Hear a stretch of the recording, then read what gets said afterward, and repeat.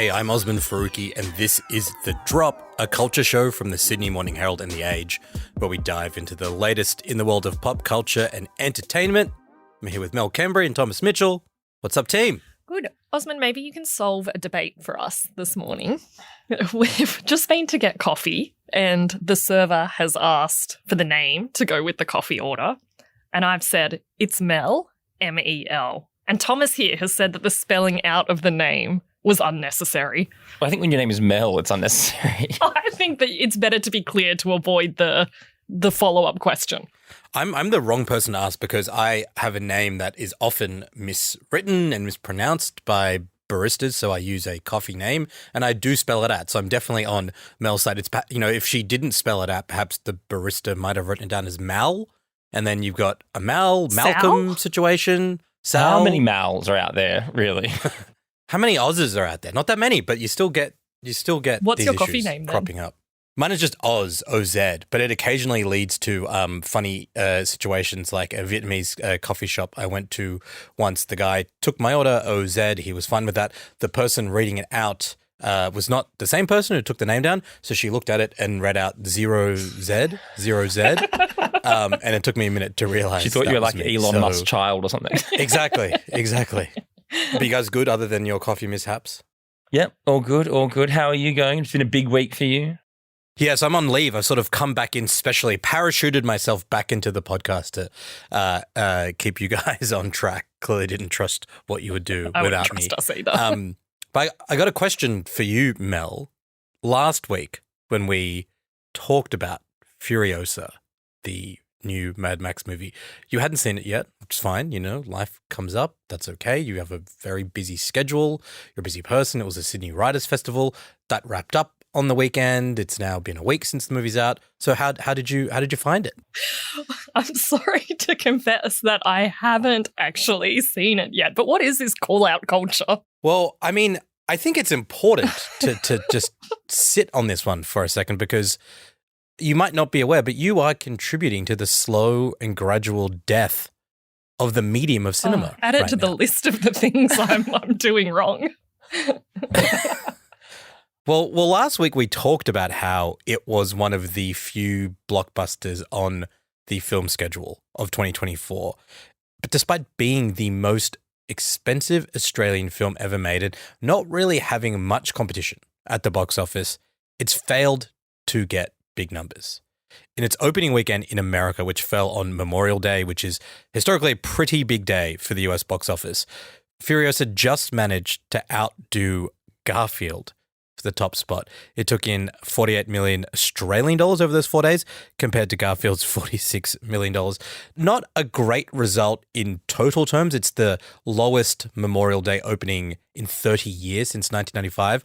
And you wouldn't be stoked if you're George Miller that after spending 10 years making this movie, you just beat the cartoon cat voiced by Chris Pratt, who voices every cartoon creature, it seems, by a couple of $1 million. It's not a great result, is it? No, it's a bit grim. I love Garfield, by the way. Like, I've always been a fan of the Garfield. So I can see, Garfield's got a big built-in audience out there. And George Miller didn't see that coming. I can feel that you would appreciate Garfield's whole vibe. Yeah, man, he fucking eats lasagna every day. That's like the dream. Angry, hungry cat. So it is a bit grim. And, we kind of flagged last week that there wasn't a bunch of, big there's lots of still good stuff to come this year, but not a bunch of blockbusters that level. And I definitely was surprised to see. I thought it was going to do, kind of like June numbers. But yeah, here we are. And I think there's lots of people kind of like navel gazing now to be like, oh, what does this mean about the future of cinema? Not just as we are right now. But yeah, I'm sure it'll bounce back. But definitely an interesting situation for the Furiosa fans to find themselves in, except for Mel, who refuses to see the movie. I feel like maybe we all got ahead of ourselves with Barbie and Oppenheimer. We were all so excited about the return and the saving of cinema. And then unfortunately, it's not really played out as we would have hoped back then. This is worse than when I refused to see anyone but you. It's been a week. I'm going to see it. There are so many different factors behind the performance of the box office at the moment. I mean, one of them is just we are living in the shadow of the strikes last year that took out production for such a long period of time. So we don't have a very busy schedule. You've probably noticed that TV and film is pretty quiet. I'm sure, like me, you guys have friends in your life that message you when it's the weekend and they're like, hey, what should I see at the movies? What's on streaming right now? I've kind of struggled in the last couple of weeks to recommend much. Film, yeah, we've mentioned that Furiosa is the big one for a while. TV-wise, House of the Dragon Season 2 comes out in the middle of June, and then The Bear comes out at the end of that month for its third season. So very excited about that. But until then, there's not heaps, and that presents a bit of a predicament for people like us whose job it is to talk about TV and film that is coming out. The good news is we have a solution. Today on the podcast, we're going back to the past. Going 25 years back in time to 1999. Cue the Prince song.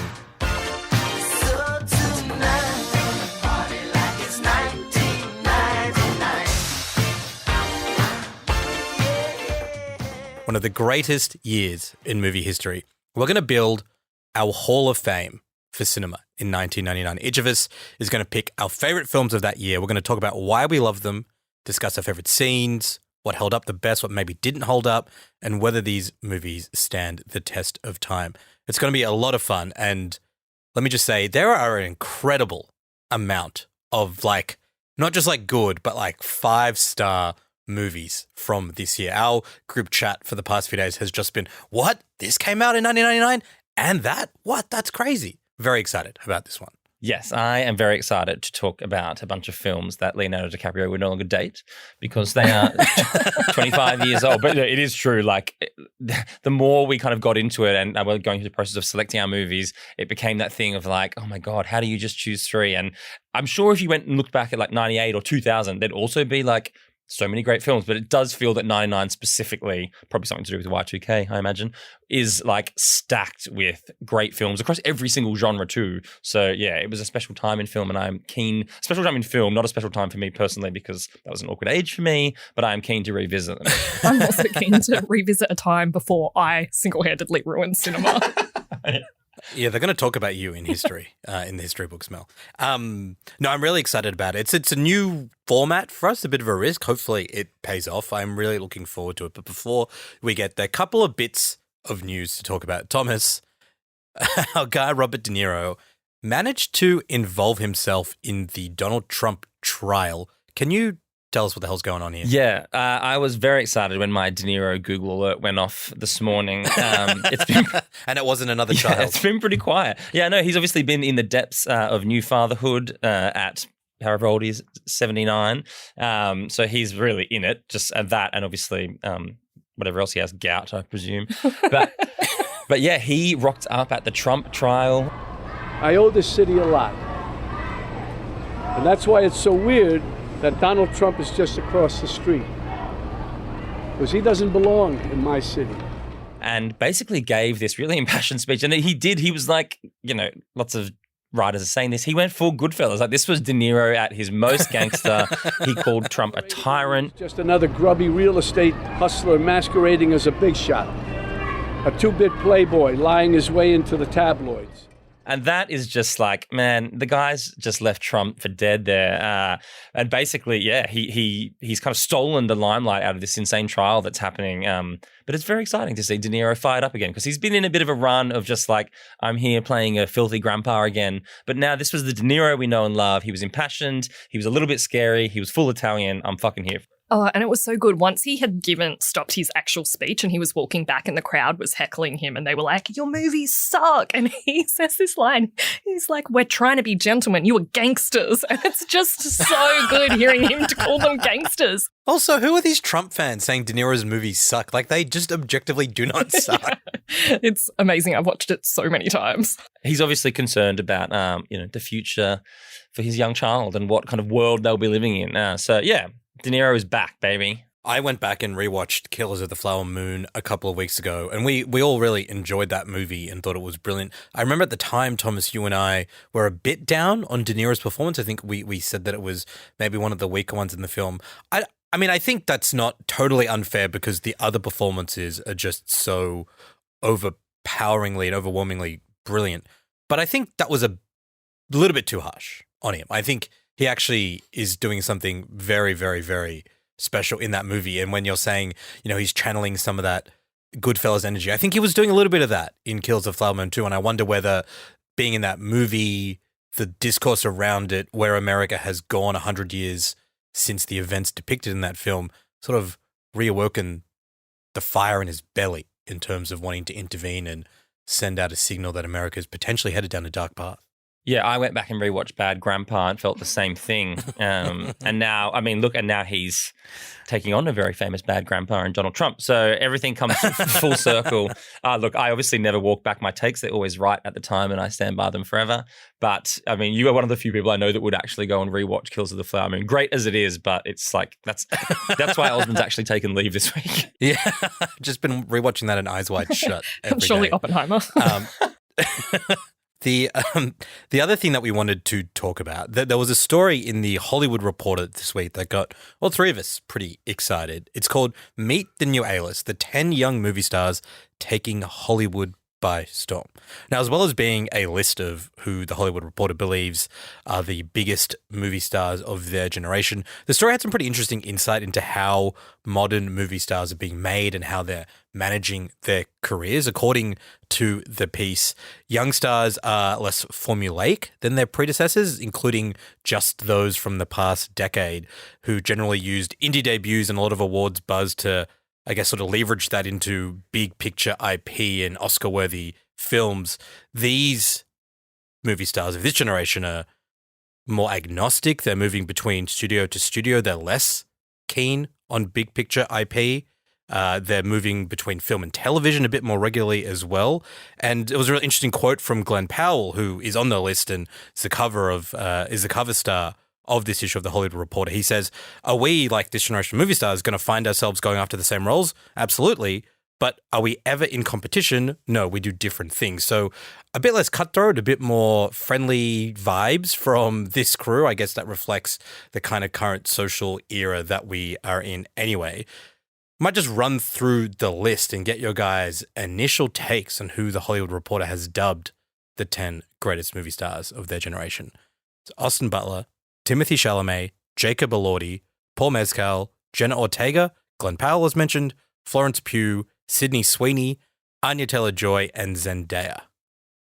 First reactions to those being the 10 biggest movie stars of their generation. Give it to me. Well, the writers obviously watch Euphoria because there are 3 Euphoria stars. No, it's I guess it's the obvious list. I don't know. I think the whole concept is really interesting, but I feel like the list is almost a bit too predictable. Yeah, my first feeling looking at this list is how little actual acting a lot of these people are doing. Like, I reckon we should look at some of the films they've been in and what they got paid for it and figure out how much each word equates for financially.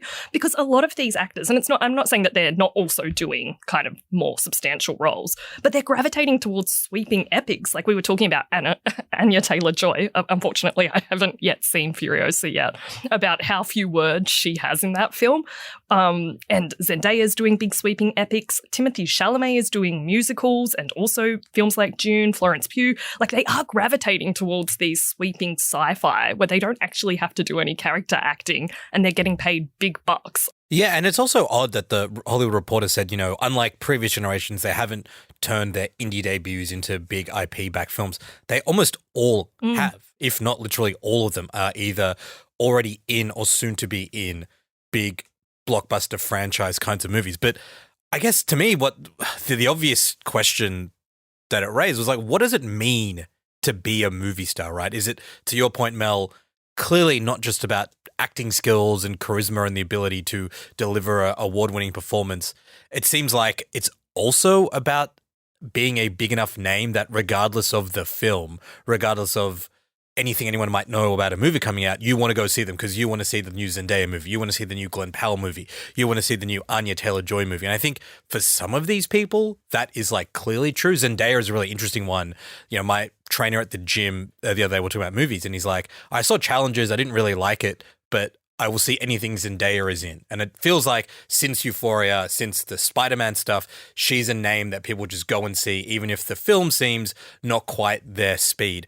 I'm not sure that's the case for Florence Pugh or Paul Mescal. And I'm not just saying that because of my long-running beef I was with about Paul to say Mescal. you exclusively won't see anything that Paul Mescal is in.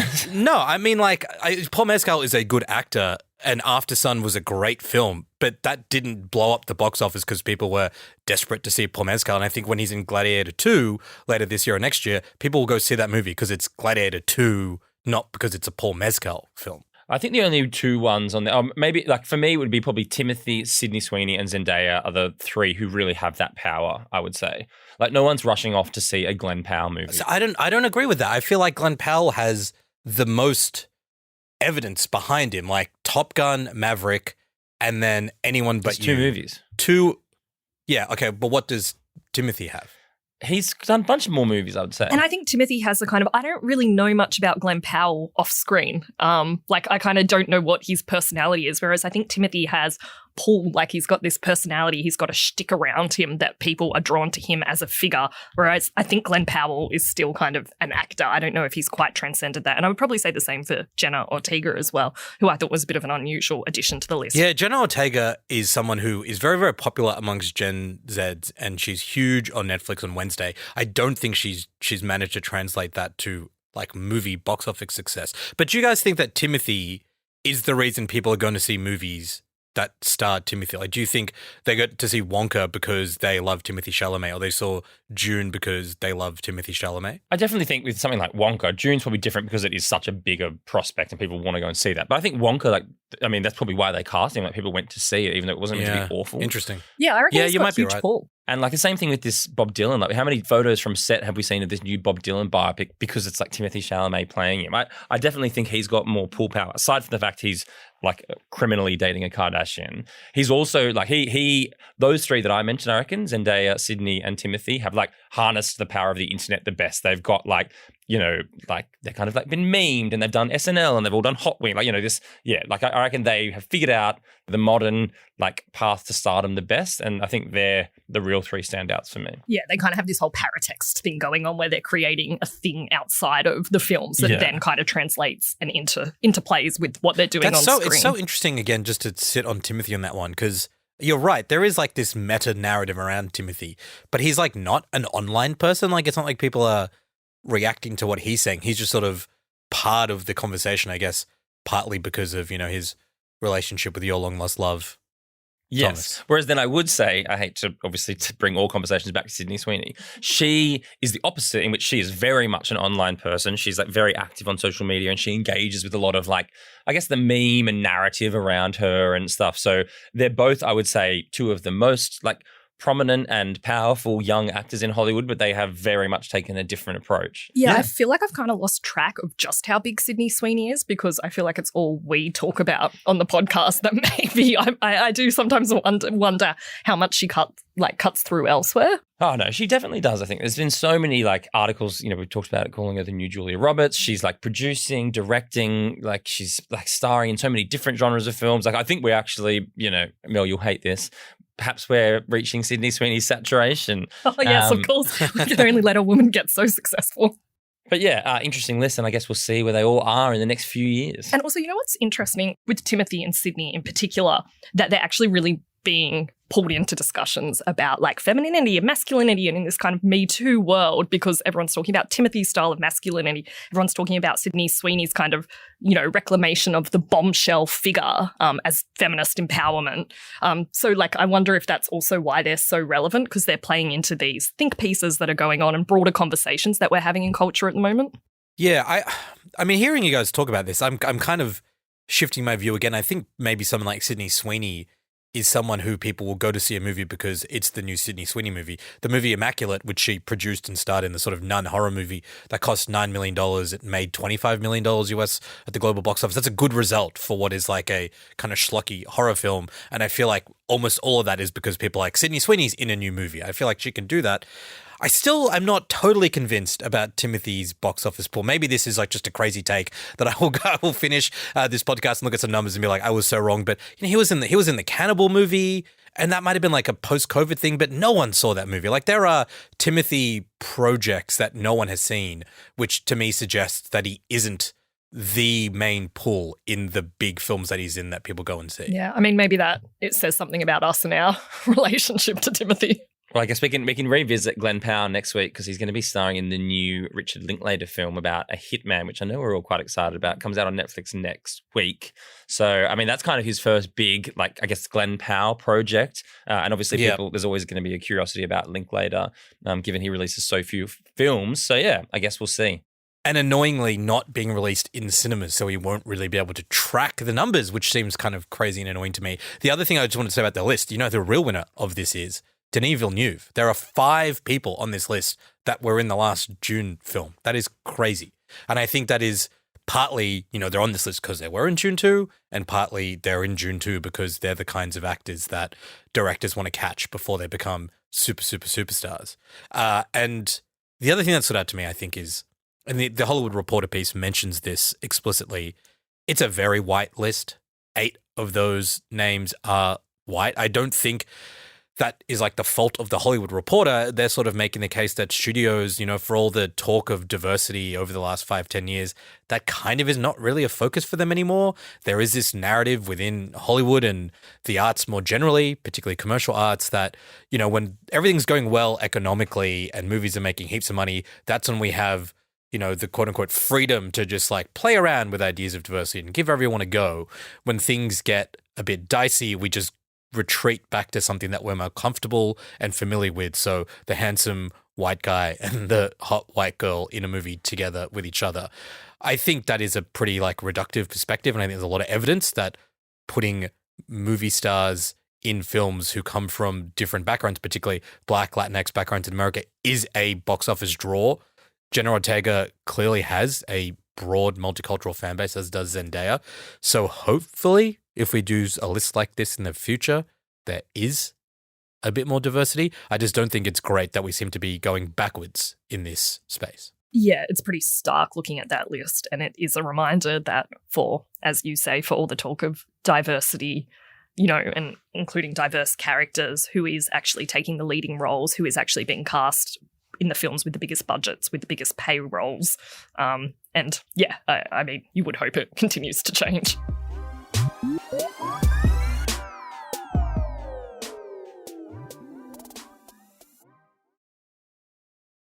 It's time for the 1999 Movie Hall of Fame. I think for a lot of the movies that we're going to talk about, we were probably a bit too young to see them in the cinema for the first time. Probably watched them on DVD a few years later when we were all teenagers and had nothing else to do but watch films. But I want to ask you guys, do you have any memories of going to the cinema in this year? Mel, I imagine your eyeshadow was blue, and Thomas, your hair was gelled and bleached. I don't know how old you think we are. My hair actually was. I was not wearing eyeshadow then. But I will tell you what I was doing in 1999. Thomas is familiar with the publication. Let me guess, like SRC? Thomas is familiar with the publication I ran at the time, the Cubby Cove News, which I ran it from my cubby house. It cost 3 gum nuts. I distributed it to the houses in my cul-de-sac. But I was running a real fear campaign about Y2K, so much so that neighbours intervened because I was causing a level of distress for the children. You were like a Alex Jones conspiracy blogger before the internet. But I sold those papers. I sold them good. How did I not know this? You had your own little neighborhood publication. Absolutely. Decades before you edited Australia's leading cultural section. It was where I grew my chops. It was a full end-to-end operation, really. I did it all. But yes, it did cause a bit of controversy because children were packing go bags because they thought the world was going to collapse. So unfortunately, much like the sun, we had to close down in disgrace. Yes, and it's so sad that those small print presses around the country are closing down, and obviously you were part of that movement. Meanwhile, you were getting your hair dyed. Yeah, I was experimenting with a lot of different things at this age. I desperately wanted to be allowed to actually like properly bleach my hair. My mum was like, I mean, credit to her, you look like a fucking idiot. And so I just was allowed to have like sun in, like it also looked bad, but I guess less worse than had I really committed. And why did you want to go blonde, Thomas? A young Greek boy like you with your Mediterranean features and hair, what was it about growing up in that part of Australia at that point in time that made you feel like you wanted to make your hair blonde. Well, if you were to look at like the Aryan photo of my year 6 like cohort at Oyster Bay Primary School, deep in the Sutherland Shire, famous for the Cronulla riots, you probably understand. But yes, I mean that I can blame on that. I don't know who to blame the SMP belt on, and also the shell choker necklace. What was Baby Osmond doing? Well, you know what I was doing this year was watching Star Wars Episode 1, The Phantom Menace in cinemas like 9 times. I went so much to this You were the film. exact same person then as you are now. I think when I was a kid, we had the Star Wars films on VHS, and so I just kind of grew up watching them all, and they're from this era that was clearly before I was around, but they still felt like the coolest, sickest films to me. And then when they announced that this new one was coming, it's like, they can do that. They can like take a franchise that ended 2+ decades ago and bring it back in cinemas with a new story and new cast and new fancy CGI. And at the age of like 9, I was too stupid to realize the movie's like not that great, but it was great to just sort of experience cinema on that kind of scale, that sort of event movie stuff. And I just kept going. I went and went and went. It was probably depressingly like where I fell in love with going to the movie theaters, because it's not really a film I think about too much, but that's my main cinema memory from that year. It was a special time in all The pathology started young. Yeah. Let's run through the 10 biggest films at the box office that year to give us a bit of a sense of the lay of the land. Number 1 was Star Wars The Phantom Menace. Half of that box office was probably me. Just going repeat visits. Number 2 was The Sixth Sense, very iconic M. Night Shyamalan movie with Bruce Willis. Toy Story 2, The Matrix, Tarzan, The Mummy, Notting Hill, The World Is Not Enough, the James Bond film, American Beauty, and Austin Powers' The Spy Who Shagged Me.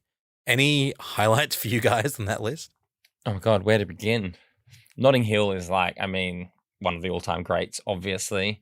The Sixth Sense, I feel like, before like meme culture was a thing, it became that before we had a word for it. Like it like just had this chokehold on the pop culture, like people quoting it. And, once everyone knew the spoiler, it was just like this kind of like language that you would use with people. Yeah. Probably like where our generation learnt the idea of a movie twist. Yeah, pretty much. I guess. All the full postmodernism of the 90s with The Matrix and being John Malkovich coming to the forefront. Maybe the start of the Disney Renaissance with Toy Story 2. I mean, The Matrix was pretty hostile to tech and the internet, Mel. Was this something that you wrote about in your newsletter?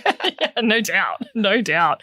Also, I feel like it was the last of the kind of real classic rom-com. Notting Hill, 10 Things I Hate About You, She's All That, Never Been Kissed, this kind of genre of rom-com that I think so many of us probably watched at sleepovers, or I know I did, on the VHS at sleepovers. I feel like it kind of marked the end of that era as well. I didn't pick you for getting invited to many sleepovers, if I'm honest. Well, it was a distribution network for the publication. I had to network back then. It was hustle. The other thing that stood out to me looking at this list, we talk a lot now about how sequels and prequels and IP dominate the box office in the kind of the current era of movie going. But 5 of these top 10 movies are based on existing IP. They're either direct sequels or, in the case of something like Tarzan, based on earlier films and earlier books and things like that. So it is interesting, isn't it, to kind of, we often look back at previous eras of cinema with these rose-colored glasses. Like, that was the good old days when every story was original, and there's certainly a decent chunk of original stories here, and stories like The Matrix and The Mummy, which then became big franchises, but we had heaps of sequels. Like, Disney was in its, let's take what we've done well and make heaps more of it era as well. The Oscars that year, it was like an American Beauty absolute cleanup. It won Best Film, Best Director for Sam Mendes, Best Actor for Kevin Spacey. There were heaps of interesting debuts in terms of actors that year as well. Amy Adams made her first appearance in Drop Dead Gorgeous. James Franco, first time we saw him on screen, Never Been Kissed. Zach Galifianakis, Kathryn Hahn, Brie Larson, Michael B. Jordan, Hugh Jackman, Dakota Johnson. The list goes on and on. A lot of actors hitting the screens in 1999. We had some of the best teen films of all time. 10 Things I Hate About You, American Pie. Lots of great films. Stanley Kubrick's final ever film, Eyes Wide Shut. One of the best Australian films ever made, Heath Ledger's Two Hands. This was a special year. What was in the water in 1999? I don't know, but Y2K obviously wiped it out. Yeah, I think maybe it was that kind of looming sense of the new millennium was going on. And you do see that, I think, in a lot of these films, that is there is a kind of underlying sense of unease and standing on the precipice. Not in all of them, obviously, but in some of them. And also the other thing I noticed about that list was maybe it's the tech that's coming to the forefront as well. Like CGI is getting way better, which you see in things like The Matrix, Star Wars, The Mummy. Like there is that kind of starting of that tech as well, as you're kind of seeing a lot of the indie films still on the list. Yeah, that's a really good point. I feel like we're kind of at this midpoint where we still had, in big independent studios, it was easier for writers and directors to get funding for projects that were original and perhaps a bit wacky. And then we had big blockbuster franchise stuff at the same time too. And it's interesting to think about the impact of technology. I mean, obviously it's disrupted the business model of how films work, but you hear a lot of directors and writers talk about how the advent of the internet and mobile phones really made it much harder to write good scripts because so much uncertainty and intrigue and kind of plot mystery is wiped away when you can just call or text or look something up on a screen or on a phone. So when you don't have that and everything has to revolve around conversations and there's a bit more of a sense of like, well, what could happen here? Like, where has that person gone and how do we find them? Kind of makes for more thrilling films that directors now have to work very, very, very hard to create that sense of intrigue when everything can be solved by Googling it, basically. Yeah, it's so true. And you do hear a surprising number of directors and writers talk about setting shows in the 1990s purely for the point of avoiding that. All right, let's start building our 1999 Movie Hall of Fame. Here's how it's going to work. Each of us has picked 3 films from 1999. We're going to talk about the movie, why we chose it, and then break it down into some categories. We're going to talk about the best scene from the movie, what holds up the best since it was released 25 years ago, what doesn't hold up, and if the film could or would be made today. We're also going to share some fun facts along the way, and Thomas has promised us some kind of quiz that may also occur at some random point. I think I was briefed. I did not study. I'm not prepared. It's more just like the occasional question, keep you on your toes. You know what I mean? You love like exam conditions. Yeah, but I prep hard.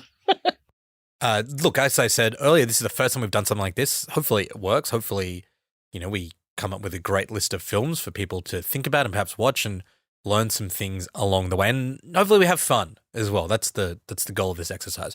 Before we get into it, each of us also gets an honorable mention. It's a film that we didn't necessarily want to totally unpack, but thought was worth a shout out. Thomas, do you want to kick this one off? Yes. Well, I mean, this one actually ties quite nicely into what we've already discussed on the pod. Now, as you both know, 1999 was the year The Sopranos also premiered. Of course, the story about a mobster who has the last great TV show, who has a crisis and finds himself, seeing a therapist. But I'm going to take the film version of that, which of course is Analyze This. Meet Paul Vitti. How you doing? Feel great. Never felt better. A mob boss with a problem. Yeah, I got stress. The Robert De Niro film, he plays, the classic mobster who then goes to see a psychiatrist, played by Billy Crystal. It's a crime comedy. Lisa Kudrow's also in it. It's such a fun film. It was directed by Harold Ramis. It did crazy numbers as well and then led to the sequel, Analyze That. But yeah, my dad, who is really into gangster films, we loved this film. We got a chance to meet Billy Crystal one day, and my dad basically quoted his own lines back at him for 5 minutes, which I'm sure Billy Crystal absolutely loved. But yeah, that's one that, it doesn't make the best of 99 films, lists, but Analyze This is a really fun, mafia film. Yeah, good one. Okay, I went with 10 Things I Hate About You. It's a widely known fact that the Stratford sisters aren't allowed to date. For every girl who's ever hoped. Daddy, as you know, it's the prom. Every guy who's ever tried. You never give up, do you? Was that a yes? No! And anyone You're concentrating awfully hard considering it's gym class. who's ever been taken completely by surprise. Obviously, there's some issues with this film, some emotionally unavailable characters, there's some kind of adoration of bad boys. But anyway, beside that... Oh, let's not start cancelling movies this early into this process. But I will say it's hard to get by the piece of modern poetry, the excellence that is, that final delivery of, I hate the way you talk to me and the way you cut your hair, which, I mean, you can't surpass that. So that's my honourable mention. One of the best diss tracks. And just shout out to Drake for bringing that back during the Kendrick feud. Totally. Well, I also have the other Heath Ledger film from this year, Mel, Two Hands. I got a new job. And you could say I'm moving on. Yeah, what are you doing? Everyone down is a fucking hold up! I'm, Open your drawer! Open your fucking drawer! All of you, open your drawers! I'm working for a guy, just doing odd jobs here and there. Right. Give me a key! I think one of my favourite Australian films, Heath Ledger and Rose Byrne, sort of like a gangster crime caper set across Sydney. Iconic soundtrack, the Powderfinger song, amazing performances from people that you just knew were going to be stars, shepherded by Brian Brown, like one of the best Australian actors of all time. This is just a really awesome film, and if you've never seen it, go watch it. It's not that long. It's funny, it's dark, it's fascinating. It captures a perfect slice of 1990s Australia. If you have seen it, go watch it again. This is a great movie. Yeah, agreed. That's a very good one. All right, time to get cracking. Mel, you get to go first. What is your first pick for our 1999 Hall of Fame? Drum roll, straight into the list. P.T. Anderson's Magnolia. You can sing it. I'm Stanley Spector. There is the story of a boy genius. Willa Cather, Thomas Kidd, Jean-Baptiste Clamolier. And the game show host. I'm Jimmy Gator. Live from Burbank, California. First question for 25. This French playwright and actor joined the Béjart troupe of actors. And the ex-boy genius. I'm Quiska Dunny Smith. I used to be smart, now I'm just stupid. The saddest film potentially ever made. Very miserable. It was his third film. He was only 30 years old when he made it, which is kind of insane. It's set over one day in the San Fernando Valley. It is very much about alienation, loneliness, failed connection, which is very kind of Y2K-ish, end of an era moment. Pretty much everyone's in crisis. So it's multiple stories, all kind of interlinked loosely around a quiz game show.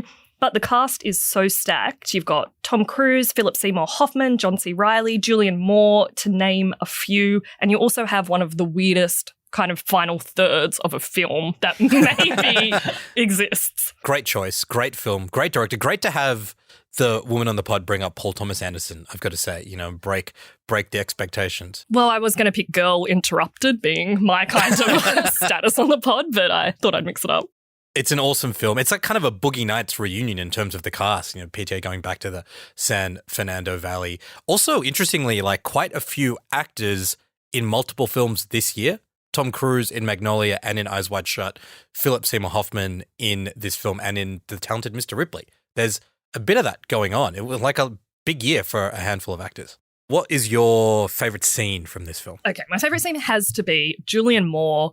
She plays a carer for her husband who is dying of cancer. She goes to the pharmacist to get drugs, and it's quite this monumental scene where the pharmacist is talking to her in this patronising tone about the drugs and how strong they are and why are you buying them, and she gets slowly more angry and angry and angry, and then all of a sudden she launches into this kind of insane monologue. Who the fuck do you think you are? I come in here, you don't know me, you don't know who I am, what my life is, and you have the balls, the decency to ask me a question about my life? Fuck you too!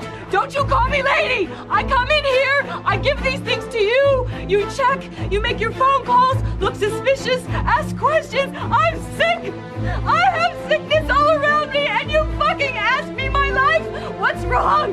I'm using death in your bed, in your house. Where's your fucking decency? And then I'm asked fucking questions. What's wrong? Suck my dick! That's what's wrong, and you fucking call me lady? Shame on you! It's such a good scene. Like, does it make sense that she would do that? Maybe not. Is it a bit overacted and melodramatic? Probably. I mean, it's one of the most overacted scenes in history. I get it. But still, I think it stands up. I love watching it every time. Awesome. And what do you think holds up the best? Tom Cruise for sure. And I actually think that if it wasn't the Julianne Moore scene, I would pick any of Tom Cruise's scenes in this film. I love his respect the cock moment. I love his deathbed catharsis scene. I love when he's preparing for his interview. He just plays this completely unhinged character. And the film's actually like quite ahead of its time in looking at, the men's rights movement and toxic masculinity, which is what he comes to represent, playing this character who is teaching men how to seduce women and essentially trick them into having sex with them. I think that holds up pretty well. And also Amy Mann's soundtrack, which P.T. Anderson has said he kind of structured the film around. I think that holds up well too. You Do, Save Me, Wise Up, like great songs. Tom Cruise's filmography, I've just got to, I know Thomas is worried that we're going to blow out of time on this segment, but like A Few Good Men, The Firm, Interview with the Vampire, Mission Impossible, Jerry Maguire, Eyes Wide Shut, Magnolia. That's crazy. That's what he was doing in the lead up to this movie. What a guy. Great pick for what holds up the best. Give him the Oscar. His best was yet to come as well, obviously with Mission Impossible 2. Mel, what doesn't hold up quite as well in Magnolia? Look, I think it's a very long film, and even P.T. Anderson said it goes for 3 hours. Also, I like that you call him P.T. Anderson, kind of like P.T. Barnum. I feel like he's either PTA or Paul Thomas Anderson. I've always called him P.T. Anderson. Is that wrong? I never talk about him. Yeah. Paul Thomas Anderson, then, to give him his full name. Yeah, it's a long film. And I think even he has said he probably should have cut 35 minutes from it. Some characters, some are less developed than others, and it does stretch on. We've got to talk about the ending, and I think we're allowed to give spoilers on here because, so. Yeah, it's been 25 years. If you don't want Magnolia spoiled, skip ahead. Here we go. Frogs come down from the sky. It's very biblical, yeah. It is biblical. I loved it. I think it was all about kind of cleansing, new beginnings, 1999, 2000. Revelation. I think the frogs worked, but I know a lot of people didn't. Do you guys have a take on the frogs? I loved it. It was a big swing. It worked for me. Mm-hmm. Yeah. I've actually never seen Magnolia. Ooh. I know. I thought I might be able to skate by with that if I just laughed along at the right moments. But you forced me right into it by asking me about the frogs. But you had such a strong take on it not being Tom Cruise's best film. Well, I just know that nothing's better than Mission Impossible 2. I think anyone who mentions a movie that the others haven't watched has to watch it in the next week. Yeah, okay, that's fair. Okay, good. And Mel, final question. Would this film be made in 2024? Look, I think it speaks to a lot of themes that are relevant today. There is this kind of idea of abuse of power for men in Hollywood. There's a men's rights thing. Would it get made today? I don't know if we would accept the melodrama of it, and maybe the frogs and the sing-along would kind of look a bit naff so many years on. So I don't know if we would do that, and I think it would get made quite differently. Like the female characters are very much all victims and suffering men in their lives who are controlling and abusive. So that might be different. And also, it's again a very white film, so it would probably get made differently. But I think it would still holds today. Yeah, you're right that there was a lot of movies in this year that were very melodramatic, very focused on themes of alienation and kind of suburban malaise. I feel like one of the movies I'm going to talk about is like that. American Beauty is like that, very famously. Don't know what was happening. Maybe it was just like the only people allowed to make movies were men of a certain age and of a certain background, and that's all they wanted to talk about. Is there anything else you wanted to say about Magnolia, Mel? Could I give you a fun fact? Absolutely. You must. So Kevin Smith, the esteemed director of Mallrats, Chasing Amy, Dogma. So Jane Silent Bob. Yeah. At the time that this came out, he absolutely destroyed it. He posted online that he'd received an Academy screener of the DVD and he'll keep it right on his desk as a constant reminder that a bloated sense of self-importance is the most unattractive quality in a person or their work. And he compared watching Magnolia to having root canal. Now, 25 years later, Kevin Smith, change of heart. Wow. He's posted that 20 years ago, he dissed Magnolia. It was largely because critics were giving it more attention than Dogma, which was his film. Now he loves Magnolia and he wants to go back in time and explain to the young Kevin Smith that it's a good film and that he was a petulant asshat. So there you go. I can relate to that. We all have dumb takes in our 20s that we probably shouldn't have put on the internet, really. Well, Mel, I mean, that was for our first entry into the Hall of Fame. I think you nailed it. Great choice, great explanations, great takes. Loved it. Thank you. It was high risk, but hopefully high reward. Thomas, your turn. What have you got for your number one pick? Yes. Well, luckily, my first pick doesn't fit into this, kind of like movies being made by men, suburban malaise, disaffected, and in fact is a celebration of men's rights. It is Fight Club. Look, I think we all knew this movie was going to pop up somewhere, and I had to do the honourable thing. obviously David Fincher, based on Chuck Palahniuk's 1996 novel about, I guess, all of those things we've already talked about. This like living a life of authenticity, what it means when to be consumed by consumerism. I want you to hit me as hard as you can. Why? How much can you know about yourself? You've never been in a fight. Wait, let me start earlier. Like many of you, I was stuck. You want me to deprioritize my current reports until you advise of a status upgrade? Make these your primary action items. I couldn't sleep. No, you can't die from insomnia. I'd flip through catalogs and wonder, what kind of dining set defines me as a person? This is your life, and it's ending 1 minute at a time. I prayed for a different life. So it was such a huge, actually, flop at the box office, and then it became one of those films that took off on DVD.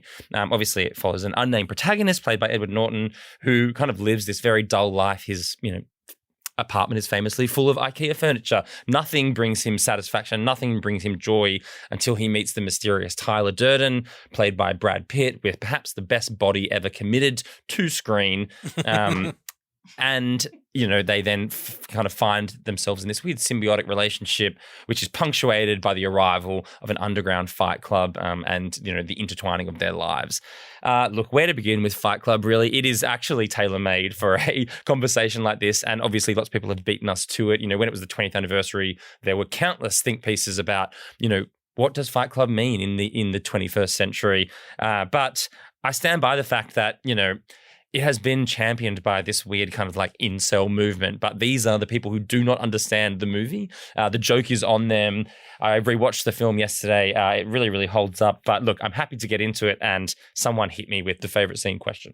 Well, I mean, just firstly on that sort of top line, view about it being a MRA incel sort of film, I think you're right that like this film suffers from the fact that the most vocal part of its fan base are the ones that clearly don't understand the movie is making fun of them. And you see this happen time and time again throughout cinema and art as well. I think the movie stands on its own as as what it's trying to grapple with. I think Fincher is like a master at cinema and a master at skewering certain kinds of masculinity in a way that is perhaps too subtle for some people. That's fine. People can take from the movie what they want, but I do think it's sort of unfair the way that the movie's become synonymous with a toxic kind of man when that is clearly not what Fincher or the actors in the movie are trying to do. And I also don't necessarily know, while he is taking on masculinity, what is really his target is the society, the kind of alienation created by consumerism and capitalism that has created this type of man, which is the real target of what I see as the real target of Fight Club. Yeah, like it is, and it's so funny. Obviously, we live in this era now of like, the Rogans and the Tates and the Petersons who have very much cultivated their own, similar, I guess, communities to what Tyler Durden creates. And like, there's so many different speeches in this film from Brad Pitt, but when he talks about like an entire generation pumping gas and waiting tables and slaves with white collars, and it's just like, you can see, it's crazy to see how the people who now do follow the likes of, like an Andrew Tate, for instance, the most extreme example of that, they've like completely bit into what, he is skewering without realizing what's actually being said in the subtext. It's amazing. And you wanted someone to ask you what your favorite scene was? Well, I guess it's hard to talk about Fight Club without talking about, the most famous scene, which is, gentlemen, welcome to Fight Club. Gentlemen, welcome to Fight Club. The first rule of Fight Club is you do not talk about Fight Club. The second rule of Fight Club is you do not talk about Fight Club. It's such a great scene. It's like, firstly, rewatching this, you notice like they really have Brad Pitt eating a lot in this film, which he does in lots of his films. It's become like a kind of trademark. Yeah, the Ocean's films. He loves to eat. Yes, he's I don't know. He is quite like watchable when he's chewing. He's actually not eating in this film. I would first, this is the first of my surprise quizzes. How many rules are there in Fight Club? 7. 2? There are 8. Oh, close. The first rule is that you don't talk about Fight Club. That's also the second rule. The third rule, if someone yells stop, goes limp, taps out, the fight is over. Fourth rule, only 2 guys to a fight. Fifth rule, 1 fight at a time. Sixth rule, no shirts, no shoes. Seventh rule, fights go on as long as they have to. And the 8th and final rule, if this is your first time at Fight Club, you have to fight. I can't believe you ran through all the rules. Yeah, I didn't think you would. I did not think you would keep going. Thomas has been pointing at his watch when Mel was talking, when I was talking earlier, and he just really wanted to get to listing out every single rule, all 8 of the rules of Fight Club. They're good rules. So, yeah, I think that scene, obviously, like it really, we meet Tyler a bit earlier on the plane. You know, he's a soap salesman, but this is really the iconic, you know, Tyler Durden scene. As we touched on earlier, Brad Pitt is there, like, shirtless, smoking, just looking like this absolute anti-hero. Yeah, even rewatching it back now, it's still a scene that you have to kind of like pause on. Although I would give a special mention to the final scene when like the world is kind of imploding and the Pixies' Where Is Your Mind plays. Yeah, it's one of my favorite scenes, that needle drop is awesome. Also, surely a beautiful Jared Leto having his beautiful face destroyed is, that's a standout scene. What holds up the best, Thomas? Well, I think we like kind of talked about it, but the fact that, you know, this is released 25 years ago and looking at it through the lens of 2024, the fact that Tyler Durden is kind of this figure who we're supposed to see as, you know, a symbol of everything that really is wrong with the world, even though he thinks he's the opposite. And I think living in this particular time that we live in now, with all those people that we've just spoken about, the fact that Fincher tapped into, I guess, even more so, like not just what was happening, but where we were really headed. I think that's pretty impressive from a guy, you know, who managed to see into the future. Totally agree. And there may be another long list coming. What didn't necessarily hold up so well from this film?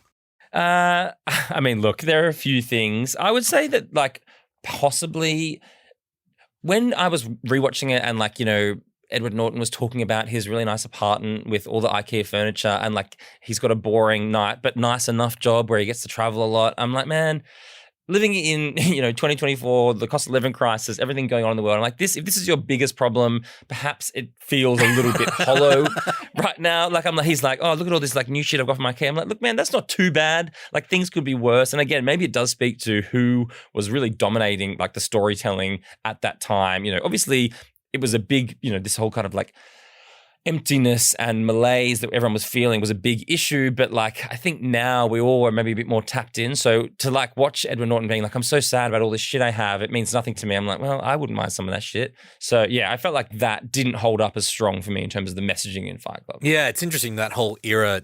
It felt like if you're a white middle class guy in particular, it's like the end of history, American triumphalism is like the theme of global politics. What do you have to worry about? You know, the economy is going great. Life's pretty great for me. I might just turn my angst inwards.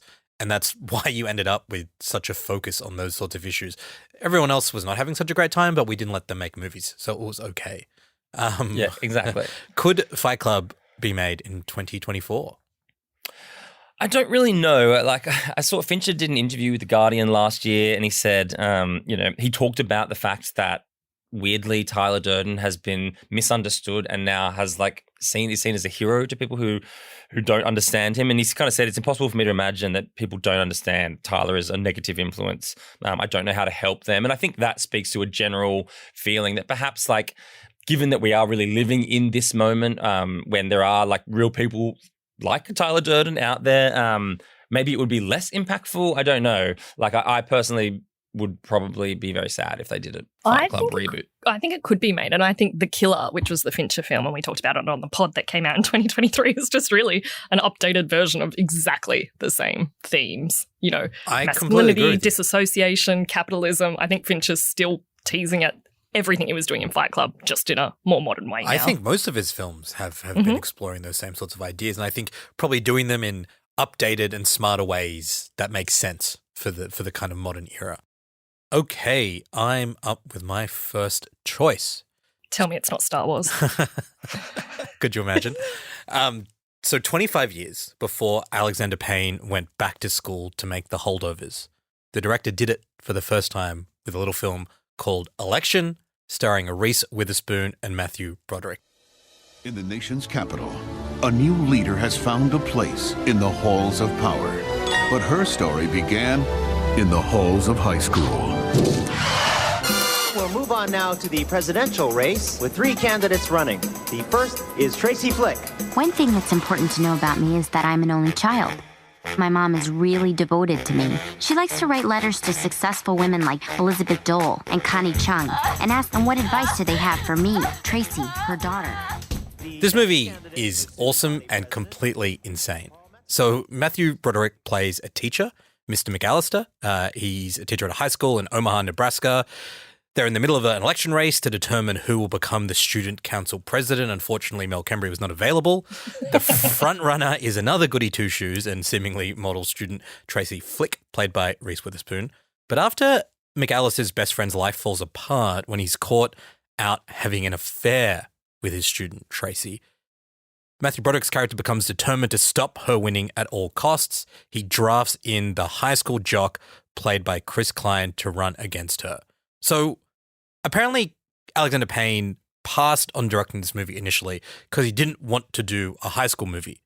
But then he kind of read the script properly and was like, oh, this is not a high school movie. This is a movie set in a high school, but this is like American Beauty meets The Ides of March. It is an incredibly dark and cynical take on US politics, middle age, modern America. It's very funny as well as being pretty confronting. It's probably one of Matthew Broderick's last good performances. And alongside Cruel Intentions, which also came out the same year, put Reese Witherspoon on the cinema map. This is an awesome film. You guys have much of a relationship to Election? Yeah, I always really liked it growing up, but it was weird because it was obviously when I revisited, when I was a bit older and understood it more, I was more into the Cruel Intentions camp of Reese Witherspoon films at that time. But yeah, I always thought it was really interesting. And I guess again, you see this young cast that now we have such a different context for who they are, but it was all kind of there for them. Yeah, I haven't gone back and seen it in some time, but I reckon it probably would have aged quite well. So I'm interested in hearing what you think worked best, because I remember the darkness of all the characters and that not a lot of them had redeeming qualities, and that was part of the joy of it, was their kind of soullessness. Yeah, I think when the movie opens, the way that it's sort of shot and the way that it looks, it makes you think it's one of these 80s type of high school dramas, and it just is not that at all. It is very sexually explicit in a quite uncomfortable way, given the ages of the people involved, and I'm going to talk about that a little bit later in one of the categories. And it is 100% just a movie about how demented the American political system is. So I think it's one that really does get better with age, particularly as you get older and start to realize what they're really trying to do. My favorite scene in this movie is towards the end of the film. About 2/3 of the way in, Matthew Broderick's character gets stung by a bee, and so for the final half an hour of the movie, one of his eyes is just closed over and he's in constant pain, and his life is crumbling around him as he's been caught out having an affair. He's in charge of counting the ballots, the student election, and he's just watching these two kids count. He doesn't care anymore. He's over it all.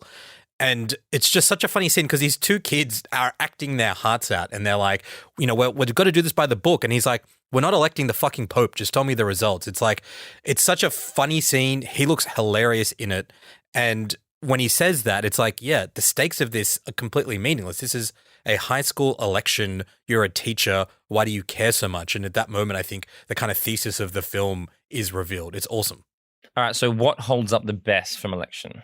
I think it is the deep cynicism about the political system. Everyone is either corrupt or a moron, and this is so clearly supposed to be an analogy to the way that US presidential elections work. The only vaguely redeemable character is Peter, who's Chris Klein, the jock's sister. She runs a third-party campaign out of spite and then gets herself expelled so she can go to a Catholic all-girls school and explore her burgeoning queer sexuality. She's the only character that you're in this for vaguely interesting reasons. The rest of these people just totally suck. The soundtrack, when I rewatched this, there's a Morricone bit to the soundtrack. One of Australia's great bands, Taxi Ride, features on the soundtrack. It a lot of 90s movies, sonically really, really holds up. I think what doesn't hold up as well, the very casual way that teachers having sex with school kids is discussed in the movie. The characters face some consequences, but half of the characters in this film should be jailed for what is going on at this There's a lot of school that in Nebraska. 1999. Yeah, and there's some stuff with Alexander Payne, if you look into it, his relationship with Rose McGowan and how old she was, and him sort of saying, anytime someone has to say, it was legal in this state for us to be in a relationship, you know that things are not going well. It's not a great era for sexual politics, I'd say. taking that on board, do you think it would be made today? I don't know. I think it's like exactly the kind of film we need more of, like a kind of mid-budget sort of internal dramedy. I guess The Holdovers was kind of that, and that did pretty well. I would love to see like 20 more of these films in cinemas all the time, but it just doesn't seem like we get them. Like we get very like budget versions of this on streamers, or we get giant expensive films, but this kind of tier of film just seems to have vanished, which is a little bit sad, I think. It's funny to note that Clinton was the president in 1999, being impeached, and then here we are. Another 25 years later. The more things change. The more things change. I've got a fun fact for you guys. So Chris Klein, who plays the jock Peter, he was a student at one of the schools being scouted as a location when he successfully auditioned for the part, which is exactly how Dominic Sessa, who is the lead in The Holdovers, got his part as well. So Payne knows how to find kids in schools, which now, as I said that out loud, is kind of worrying considering what we discussed earlier. The other little fun fact about this and Chris Klein, so this was Chris Klein's film debut. What other 1999 film was Chris Klein in, Thomas? He was in American Pie. And who did he play in American Pie? What's his name? Oz. Oh, yeah. Yeah. That is weird. It is all, I mean, I suppose this is the time to also discuss his co-star in American Pie, Mina Suvari, who was also in American Beauty. Well, we've talked about a few of these. I actually started writing a list as I was doing some research. So we mentioned Reese Witherspoon in Cruel Intentions and Election, Chris Klein in this in American Pie. You mentioned Mina Suvari, Heath Ledger in those two movies, Tom Cruise in Magnolia and Eyes Wide Shut, Philip Seymour Hoffman in Magnolia and The Talented Mr. Ripley, Tim Allen in Galaxy Quest and Toy Story 2. What a fucking year. What was going on? Yeah, and you know what's actually really weird? I'm going to lift some trivia from one of my later entries. The fact that there was a conversation between the studios because Mina was in both American Pie and American Beauty. Originally, American Pie was titled First Piece. Wow. But they changed the name to tap into... Wow, the whole America thing going on. Yes! That is fascinating. I know, fucking fun fact the shit out of it. I'm so glad you bumped that up. Yeah, I know. Me too. Great call. Right in the moment too. But yeah, so that basically explains the origins of American Pie. Imagine it had been called First Piece. We wouldn't have probably had all the other ones that we didn't need. Yeah, good pun though, I guess. It is a good pun. I guess just one other thing I wanted to add. Years ago when I was a young up-and-coming journalist, I went to the junket for American Pie or American Reunion. I think possibly the last one in the franchise. All the stars were there. I was obviously desperate to talk to either Mina Suvari or Tara Reid. I fucking got Chris Klein. And like I think everyone was sitting in the little holding room where they keep journalists, and because we hadn't been told, which is like weird, that you're given someone on the day. Yeah. And everyone was like, oh, well, I obviously don't want Chris Klein. Hopefully he's not listening to this pod. No disrespect to Chris Klein. I'd love to talk to him now. But at the time I was like, oh. Anyway, lo and behold, I walk in and there's Oz, the Ozmeister, lacrosse stick in the air. So I just asked him like 10 questions I'd written for Mina Suvari. Great. I think you got exactly what you deserved. And that is not the last time media junkets will be discussed on this podcast. It's a bit of a clue for a movie coming up. All right, we probably need to be a little bit quicker with these others, even though I'm actually loving this, but I just feel like we need to probably move a little bit quicker. All right, time for your second pick, Mel Cambry. Okay, this is The Virgin Suicides, Sofia Coppola's first feature debut, the OG Sad Girls. So much has been said about the girls over the years, Those girls have a bright future ahead of them. but we have never found an answer. Her act was a cry for help. I heard it was an accident. Even then, as teenagers, we tried to put the pieces together. We still can't. We got a full tank of gas. We'll take you anywhere you want to go. About time. We've been waiting for you guys. Based on the novel by Jeffrey Eugenides, 5 teen sisters in Detroit in 1967. Kirsten Dunst is probably the biggest star of the film, plays Lux, this very cool, cold, callous, sexy older sister. And Josh Hartnett plays the heartthrob, 2 of the big names that came out of it. A group of men are reflecting on their memories of the Lisbon sisters, the 5 of them, who all killed themselves, which is the part of this film that we probably need to discuss a bit. But why don't I tell you what's good? I mean, yeah, this bit will be the briefest, so yeah. Look, I think its depicting of adolescence is very good. There's a lot of love, nervousness, awkwardness, the kind of mystery of that time. Sofia Coppola does very well. It's got a lot of the kind of interest in suburbia, which we're seeing in a lot of these films, and the kind of darkness behind the picture-perfect frame. And also, I really like it because it is a marker of where Coppola goes in her future. Her interest in womanhood, her style, something like The Beguiled is very clearly in conversation with The Virgin Suicide. So even just as an example of Coppola's development as a director, it's really useful. What doesn't work? The suicides are a lot. It must have been a pretty dark editor's letter in Cubby Cove after you first watched. Yeah. There is a kind of suicidal ideation, I think, going on in this film, and things like one of the sisters falling on a garden pike. I just can't imagine that shot being made today. There is this kind of idealization of them. They're 5 blonde white sisters all wearing these long white gowns. And there's this weird tone, which is part coming of age, part tragedy, that is very unusual to watch back now. Oof, yeah. I this is like tricky because I don't. When I think about this movie, I don't think of necessarily like a standout, like super fun or beautifully shot scene. But what is your favorite scene from this film? One of the best scenes is when Coppola is reveling in adolescence, and it's when the group of girls and the group of guys are talking to each other via the phone and they're playing songs to each other. And it's this really beautiful, sweet scene where they each play a record to each other and they sit there over hours and the screen is cut so you're moving between the two of them. It is a moment that captures the kind of wonder of adolescence and the discovery of it. So it's quite a good scene. That is the film kind of when it's at its best. And you kind of ran us through what you thought worked best and held up best and what didn't. So what do you think about whether this movie could or would be made today? Well, it has been re-released with a trigger warning, given the content. Would it be made today? I don't... I like how we all laughed at that. Trigger warning, suicide. No. Would it get made today? I don't think so. And I'm not obviously laughing about the suicide. It is a very curious film. And no, I don't think it would be made today because also the suicides, I don't know. It's kind of unclear what point they're making in the film. So I don't think this film would get made today. Or if it did, it would be obviously a very different film. I had a fun fact, but now I'm going to make it a quiz because, Oh, yeah, because we like a quiz. Train. Okay, Sofia Coppola offered an actress a role in the film. The actress considered it, but she thought it was too intense and she turned it down, and she's since starred in a Coppola film. Who... I mean, it's a big question. What female actress do you think? This is worse than some of those windy Good Weekend quiz questions, the ones that are like, name a thing and then work backwards. Can you just tell us who this person is? I didn't know it was so belabored. It was Scarlett Johansson. When I was at school, I don't know if you guys experienced this, there was a whole bit of discourse that like this was based on a true story and people were like, oh, did you hear about those girls up the road that all killed themselves? I'm like, what?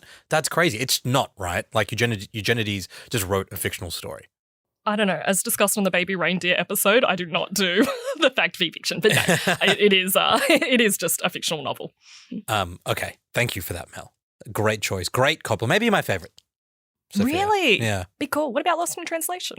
I think we did this conversation, didn't we, when Priscilla came out? I can't remember what I said, but when I was rewatching 99 movies and I rewatched this, I was like, this is fucking awesome. Thomas, what have you got for your second choice? Look, 1999 was a big year for sex bets. Bets or pests? Bets. And pests, but sex bets. What's a sex bet? Well, okay. We've all seen She's All That, right? Which is essentially a film about how wearing overalls makes you ugly. And Freddie Prinze Jr. basically bets his friends that he can turn the ugly girl into prom queen. And, that's a bit weird. But I will bench that as much as it's a great film and present to you perhaps the most toxic but sexy film of the 90s. Ladies and gentlemen, it is, of course, Cruel Intentions. You could be a model. It's too bad you're not sexy. I can be sexy. You know what would be super duper sexy? If you lost all the clothes. Huh? What a film. What a build-up to the reveal. Yeah, well, I mean, it's worth it. It's worth the wait, which is something we learn about a lot in this film. We speak about Reese Witherspoon. She plays the headmaster's daughter, Annette. And then basically we meet these toxic step siblings. Mel, this is based on a famous French novel. I can't remember what it is, but you probably know. Of course, Dangerous Liaisons. Basically, we have Sarah Michelle Gellar, who, of course, was like very hot property in the 90s, playing Catherine, and Sebastian, her stepbrother, played by Ryan Philippe, who was very also hot property in the 90s, which ended in like 1999. And then he became Reese Witherspoon's husband and then ex-husband. Anyway, but they play these kind of like weird Upper East Side toxic step siblings. This is well before the days of, Gossip Girl and stuff like that. They're manipulative step siblings who, have a very kind of like strange relationship. This was really the first film that showed us that incest was possibly going to be a popular topic of discussion. But basically you have like so much going on in this film. Sebastian is like a bad boy. He has really cool sunglasses and drives a nice Jaguar. He wants character description. I mean, that kind of sums him up. He wants to bed Annette, who's played by Reese Witherspoon. She's the kind of virginal daughter of the headmaster. Annette doesn't want to like have sex until she's married. So basically, Catherine makes a bet with Sebastian that he will not be able to have sex with her. If Catherine wins, she gets his vintage 1959 Jaguar Roadster. If Sebastian wins, he gets to have sex with his stepsister, Catherine, played by Sarah Michelle Gellar. Also in play is Cecile, played by Selma Blair. She's kind of like a naive new girl at school. However, she falls in with Catherine, who kind of like takes her under her wing as Cecile tries to bed her own piano teacher, but actually Catherine's intentions are nefarious because she wants to ruin Cecile's life because Cecile stole her boyfriend. Did you say the intentions are cruel here? The intentions are cruel, but they're also so sexy. It is a strange film. Rewatching it, you can see why people are like, oh my God. But that being said, they did make a second, and of course Cruel Intentions has now been a stage show. It is kind of the quintessential 90s film in so many ways. It was edgy, it was sexy, it was messed up. It is very problematic in the cold light of 2024. But yeah, Cruel Intentions deserves a spot on this list, I would say. Yeah, it's sort of interesting because it was not very critically acclaimed at the time, but I think for people of our generation, it just became like one of these really iconic movies. You saw people your age at school living these flashy New York lives with drugs and fancy cars, and it seemed like they weren't really at school. They were kind of adults at the age of school kids. It was kind of weirdly like inspirational in like a sort of fucked up way. Yeah, really good choice. Yeah, and I think, there's no denying that when you're at that age, or like if you're a young person... I should say aspirational rather than inspirational. Yeah, I did wonder. When you're at that age, like when sex is still so taboo, and yet, often people think about it a lot, and a movie comes out like this, which just like puts it so front and center, and not even just like sex as a concept, but the really kind of fringe areas of sex that you don't normally see in movies. It is like inevitably going to become something that people talk about. And oh my gosh, the fashion in this is so incredible. And I do think you see the direct influence on this film on things like OC, Gossip Girl, even more recently, Do Revenge. I think it has inspired more than we maybe give it credit for. Yeah, the OC coming out like 3 years after this film, I think it's like it sort of changed what teen dramas could be and how explicit they could be. Thomas, what? Come on, man. You say it so I can say my bit. What is your favorite scene from Cruel Intentions? This is obviously a no-brainer for anyone who was stressed about learning to kiss in the late 90s and early noughties. Are there 5 words that had more of a stranglehold on me than massage my tongue with yours? Obviously, the scene between Selma Blair and Sarah Michelle Gellar, where Sarah Michelle Gellar teaches Selma Blair to kiss, is iconic, not just in my own teenage mind. Don't look at me as you're saying this. Mel is silently judging me. The scene is hilarious. They basically are sitting in a park. It's funny, I read Sarah Michelle Gellar saying like, it's one of her favorite scenes, and they often recreated it at like MTV Movie Awards and stuff. But like there were 300 people on set that day watching this play out. But basically, she teaches Selma Blair how to kiss. She says, "Let's try it again. Only this time, stick your tongue in my mouth, massage my tongue with yours." And then the thing that's so interesting about this scene, obviously it existed for shock value, but it like the way they actually do linger on the two of them having this quite deep, passionate kiss. Like it even goes so far as to have like a single strand of saliva that connects them until it breaks. It was, it really summed up the film in that it was designed to shock. It was designed for people to, walk out of the theater. And that's exactly what happened. It's become this kind of like, part of the iconography of the film. But weirdly, even though it's easy for you both to be like, Thomas, you're so gross and horny, ha ha ha, which is true. But like, if you go and look at like kind of like the discourse around this film, lots of people have been like, that was actually kind of important for me as like a young queer person to see these two women on screen. Like they weren't doing it because they were exploring each other, but they were, it was still representation at a time when there wasn't a great deal of that. Yeah. I think that's when people talk about representation of queer characters, that's exactly what they're talking about. No, I'm not saying that's. I'm just saying there are lots of people who said that, like in terms of what holds. Don't stitch me up here. Gosh, give this guy You've done enough, my friend. Yeah. No, look. This is everyone's allowed to pick their favorite scenes. It is obviously the most iconic scene from that film. It's not a crazy thing for him to say, Mel. No, I just don't want you to say massage my tongue again. Wait, so, okay, Mel, you obviously hate this scene then? I don't hate this scene. I can see how you could argue it in all different ways. Am I surprised it's your favourite scene? I'm not. Well, wait. I mean, I haven't seen it in ages. You couldn't choose a different scene from this movie, to be honest. We have so many more films to talk about. I don't think we can get bogged down into this scene more. Sorry. We've been way too bogged down in it. Why don't you tell us whether sex bets stand up today? No. So you've actually kind of touched on what holds up the best from this film, and it actually is the fashion. These guys look amazing. You've got Selma Blair kind of like, J. Crew cardigan, very of the time, very preppy.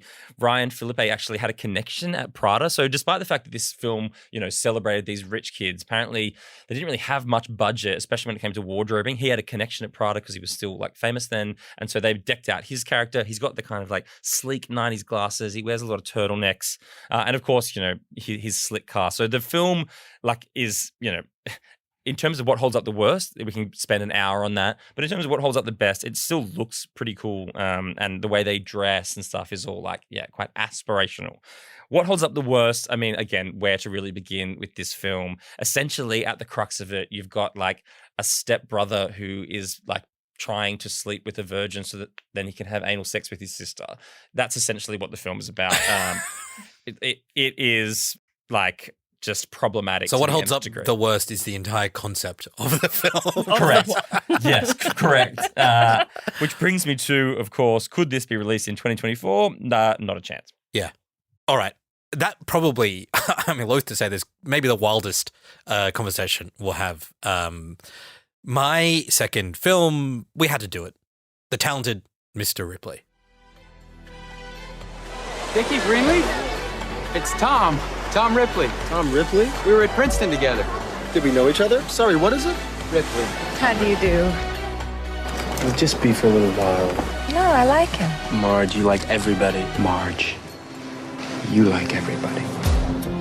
You stay at Dickie's house. It's kind of become the theme of the year for this podcast. We discussed it first when we were talking about Saltburn, which tried to do the same thing and didn't really succeed. And then more recently with the really incredible, I think, Andrew Scott Netflix series based on the character. This film is one of my favorite films of all time. Set in the 1950s, Matt Damon is Tom Ripley, a con artist sent from New York to Italy to try and convince Dickie Greenleaf, a rich playboy, to come back home. The cast of this movie, Matt Damon, Jude Law, Philip Seymour Hoffman, Gwyneth Paltrow, Cate Blanchett, all kind of just before they became ballistically famous. So they're amazing actors and they have this kind of like naivety to them that really works for the film. My favorite scene, this was a tricky one because there's a couple that I like, but I think I landed on the right one. It's the introduction to Freddie, Philip Seymour Hoffman's character. He pulls up to this cafe in Rome in a red convertible, jumps out of the car, waltzes down to where Damon and Jude Law are having coffee and delivers one of the most iconic first lines any character's delivered in a movie. Oh, God, don't you want to fuck every woman you see just once? Only once? Absolutely once. Ciao. Tom Ripley, Freddie March. Tom. Like, it is crazy stuff. It is an awesome performance from Philip Seymour Hoffman. I think I give a special shout out to the Naples Jazz Club scene as well, where the guys are all singing and playing saxophone. That is super fun. That's like from a part of the movie where you're like, this is great. I'm just hanging out with these cool hot people as I have an awesome holiday in Italy. And then obviously the movie gets like significantly darker later on. Holds up the best. I said this already, the cast. Like, you just can't think of another example where this many A-list actors who went into so much success were caught at their just before their peak, in their prime, in this way. They're all used perfectly, and I think it is so hard to think about these characters that have been portrayed in film and television so many times without thinking of the guys who played them in this film. Like, it's hard to think of Ripley not as Damon. It's hard to think of Freddie not as Philip Seymour Hoffman. What holds up the worst in this film? This is kind of complicated to explain, but like basically the idea of being a con artist in the 50s seemed so easy, and I just don't think you can do that anymore. Like, there are scenes in this movie, there are entire plot points in this movie that just work because Matt Damon's looks a bit like Jude Law's passport photo. Now they're like fingerprinting and they're using Face ID. You just couldn't get away with that, but maybe that's what makes the movie work so well, is that, we were saying this before about films in the 90s, you just have none of that stuff. So you just have a lot more fun. What's possible seems much more boundless. And could it be made in 2024? Guess what it was? It was made for Netflix and it was fucking awesome. Another reason why this movie absolutely rules. Oh man, this would be probably my number one of the 1999 sect. I just think it's, when I think of like if I was to create a work of art, the vibe of this movie, I can't explain it, but the vibe, everything of it, I'm like, that's what I would want. The feelings it gives you, the atmosphere, the tone, I love it. Yeah, we have so much love for Ripley on this pod. Yeah, I mean, I loved it so much I went to Ischia where they shot half the movie last year for a holiday just because it was where they shot the movie. Was it as good as it looks in the film? Yeah, it was amazing. It was amazing. Yeah. Yeah. The castle is there. Very cool. Mel, we're up to your final pick for the 1999 Movie Hall of Fame. And it's a bit late to kind of get into the terms that were set for our choices, but when we said the kind of famous films of 1999, I took that to also maybe being infamous as well, because I don't know if this is like one of the best films, but I think it was important and it's worth discussing. That is Never Been Kissed. Welcome to Shakespeare's As You Like It. Are you sure you're 17? I'm 17. Of course. She's never been hip. This is where the stories are. She's never been cool. You will become friends with these people. Kristen Gibby. What's up, girlfriends? Are you in special ed? And she's never been sexy. You will party with them. Ugh. You'll rave with them. You're gonna get jiggy with them. Until now. All you need. It was directed by Raja Gosnell, who went on to do Big Mama's House, Smurfs, Scooby-Doo, if that says anything. This is Drew Barrymore. She plays Josie Geller, who's an insecure 25-year-old reporter for the Chicago Sun-Times. She's never had a relationship, famously never been kissed. She's given an assignment to go undercover at a high school. Off she goes to write about what kids are like today. Now, what is my favourite scene in this film? Hang on, before we get to that, this is another movie where an adult goes to a high school to try and do nefarious things with high schoolers. Yeah, and I think... What the fuck was happening in America? This is crazy. Yeah, you kind of really see this whole plot is very messed up, and maybe I'll just jump ahead to what doesn't work. Yeah, start with what doesn't work. Let's do that. Yeah, what doesn't work? Well, yes, it's another situation where maybe the whole plot doesn't work. We've got this 25-year-old who goes to a school. She kind of gets the hots for a student at the same time as a teacher gets the hots for her. And when the teacher finds out she's actually 25, is more upset at her than when she was a student. She's also got her brother who then somehow enrolls in the school and has a relationship with a student, again, an adult man. I mean, yes, it's completely whacked. And also it really did make me wonder, why is it so easy to enroll in schools? Is no one asking for ID? What works? Again, I think it did a pretty good job at capturing how traumatizing high school can be. And Drew Barrymore, she's lovable, goofy. She's kind of worth watching just for her charisma in this. Yeah, Drew Barrymore was a great part of this movie. Probably the only reason I revisit it, really. She's awesome in it. Yeah. It's so weird that it was so big on the sleepover roster It again. was, yeah. But yeah, I don't know why our parents were letting us watch that. What's your favourite scene, Mel? I quite like when she's stoned at the party. She goes dancing on stage. She's like riding a feather boa at the same time as she's being she's being surveilled by her colleagues because she's wearing a camera. It's fun. It's silly. It's a very ridiculous film. And could it be made today? Probably not, for the same reasons why so many of these movies couldn't. Yeah. I think I'm happy to leave this one in 1999. Where it belongs. Thomas, your last choice for the Hall of Fame. What is it? Look, before we get into that, can I just say sometimes there's so much beauty in the world, I feel like I can't take it. Look, someone had to do it. American Beauty, Sam Mendes, famously known as the worst Best Picture film of all time. Why does he dress like a Bible salesman? Today I quit my job, and then I blackmailed my boss for almost $60,000 past the asparagus. Your dad's actually kind of cute. I think he and your mother have not slept together in a long time. Shut up.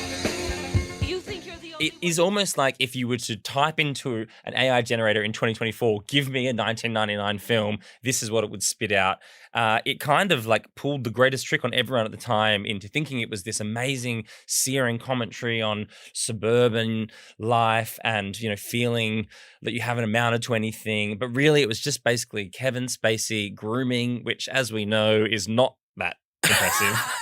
Wait, you're telling me this is another movie about an older man grooming a high school kid? Yeah, I know. It's like everyone in suburbia was so bored that they had to fuck teenagers. So what, despite it being problematic, you recognizing that, what holds up for you in this movie? What makes this movie, when you watch it in 2024, still feel important or interesting? Well, I think like for a lot of people, it's probably the fact that you can't divorce the feeling that it had on you at the first time of watching. Like it did feel like an important film at the time. People often refer to it as a deep movie for shallow people, which I need to unpack with myself later. But like, I mean, look, and really a lot of it, I guess, can be perfectly encapsulated in what is both my favorite scene, but I cringe watching it back, which is, of course, the plastic bag scene. That's your favorite scene? Well, no, but like that is the scene. You know what I mean? Like that is the scene from the movie. It's either that or like Kevin Spacey thinking about Mina Suvari as a teenager covered in rose petals. Like there was you're picking like fucking pretty grim choices here. Can I tell you, sorry, we're running out of time, that in 1999 I did a speech to the assembly and I used that scene and I tied it into a speech about why we should reuse bags because like that bag was indestructible. There you go, really cut through. I know, but it's amazing, like, and like that is the famous line about, some like beauty in the world, and we're just watching this guy film rubbish. Famously paraphrased by Katy Perry. Many years later. Yes, exactly. So look, it is really funny. 25 years is a long time, but I don't think any Best Picture winner that scooped all the major categories has aged so poorly, and is probably a perfect reflection of just how weird things were in the late 90s. One part I think has aged well, which is, there's a famous scene where Kevin Spacey and Annette Bening, his wife, who he hates, who later, spoiler alert, kills him, they're having sex, and she basically is concerned that he's going to spill something on the couch. And that kind of like sums up the marital kind of like depression that had consumed them both. And I think sometimes, you watch that and you're like, okay, that's perhaps of all the different things wrong in this movie, maybe they tapped into something there that is probably pretty universal for a lot of people. But look, it goes without saying, should this movie be made in 2024? Probably have to recast Kevin Spacey. But generally, no, you don't want to see The Return of American Beauty. I'm glad you picked it because we did have to talk about it. It is the Best Picture. Winner of that year. It is kind of crazy, the group that it had. It deserved to be unpacked. So thank you for stepping up to the plate. Yeah, once again, Really? another brave choice from Thomas. All right. I'm bringing it home. I had to do it. Notting Hill. Yeah. A very ordinary boy bumps into a girl and takes her home. The bathroom's on the top floor. It happens all the time. But she is no ordinary girl. She is Anna Scott, the most famous film star in the world. And when they get Every couple of years, I set myself the task of trying to decide what is the perfect rom-com. I watch them all, and I just don't think anything beats Notting Hill. It's the best of Richard Curtis's films. Hugh Grant and Julia Roberts just nail it. The supporting cast is great. The 90s were awesome for rom-coms. It feels right to have something as iconic like this on the list. The best scene in this movie. I didn't know what a media junket was the first time I saw this film. This is the scene where Hugh Grant tries to meet Julia Roberts to give her some flowers, and he goes to an event where journalists are interviewing her for an upcoming weird space movie, and he has to pretend to be a journalist from Horse and Hound. This is an awesome, very funny, very cool scene. It rocked when I was younger and didn't know what the hell was going on. Now that I've been to like hundreds of media junkets, it is even better. It's just crazy to put this like weird thing that only people in our world really know about into this big, splashy rom-com film. I think what holds up the best, it's hard because it's such a perfect movie, but the soundtrack slaps so hard. Mhm. Every needle drop in this film is so good. When I was younger, So much Ronan Keating. Ronan Keating is probably my least favorite one on the soundtrack. When I was a kid, we'd go on a lot of car trips and there'd be heaps of arguing about what radio station to listen to, what CDs to put on. But the one thing that the family all agreed on was the soundtrack. Elvis Costello, Al Green, the Lighthouse Family, Texas, Bill Withers. This is like the sound of my early teens in so many ways. What holds up the worst? So there's this modern take that's going around. It's been going around the last couple of years. Like Mamma Mia has published it. Erin Molan, their radio presenter, has like ranted about this. They say that Julia Roberts sucks because she lied to Hugh Grant about having a boyfriend and jerked him around. I got to say, I don't really care about that at all. Like she meets this guy in a bookstore. They get carried away. They have some fun. What do you want her to say? Oh, actually, I'm dating Alec Baldwin and he sucks. That would be a terrible movie. Like, I don't want to watch that movie. It's just a bit of tension for the film. Stop trying to ruin nice movies from the 90s. What actually I think aged the worst is probably the fact that Hugh Grant had no idea who this giant movie star was. Is he the dumbest man in England? That is crazy. Every single person knows her except for him. Doesn't really make sense to me. Yeah, but he just lives in the bookshop and he has his special words and, he's like a... Also, I mean, Notting Hill looks absolutely angelic compared to some of these other films that we've discussed. Yeah, it's probably Daisy. It's probably got some weird bits to it, but it doesn't seem to be as cooked compared to where we've gone. So if the bar is young children groomed, this well and truly, gets over the line. Could it be made in 2024? I mean, sort of. We talked about The Idea of You, which was basically a gender-flipped version of this film.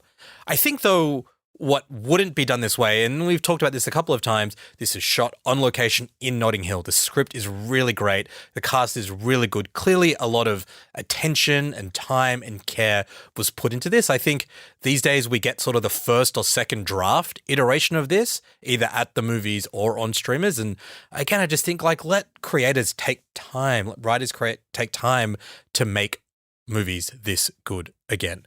My fun fact on this is that Nicole Kidman auditioned for the part that Julia Roberts plays, but was told she wasn't talented enough. There you go. Ooh, I cannot imagine her in that role though. Julia Roberts, Hugh Grant, their chemistry, they were the right choice. We are now actually getting kicked out of our recording because of how long Thomas talked about kissing. But I wanted to recap on our Hall of Fame briefly because I think we nailed it, team. How about this for a list of 9 movies from 1999?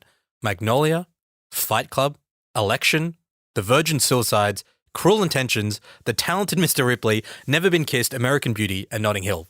God damn, that's a list. It's a good list, but guys, I feel a bit icky now that really unpacking some of those films and what was popular, it shocked me hearing all the kind of what was going on in 1999. It is weird, even though we talked about the strange themes before we listed all the movies, the fact that American Beauty, Cruel Intentions, Election, at least all have these strange themes. It's a weird time. Let's leave it with that. But we've gone there. We've done it for the listeners. Yes, correct. Thomas, I think that worked. I think we had fun. Yeah. Yeah. I mean, look, I'm going to have horrors about the discussion around... Please don't say those words again to me. Massaging tongues. No, I just... But yeah, no, I think we nailed it. Yeah. In lieu of Impress Your Friends, we've just given you 9 awesome and potentially creepy films to rewatch. Some homework for us to do, but that was fun. Had a great time. Had a great time rewatching these movies. Had a great time talking to you guys about them. Maybe we should do something like this again in the future. Looking forward to it. 2009, here we come. Take care, guys. Bye. This episode of The Drop was produced by Chi Wong. If you enjoyed listening to today's episode of The Drop, make sure to follow us in your favorite podcast app, leave us a review, or better yet, share it with a friend. I'm Osman Faruqi. See you next week.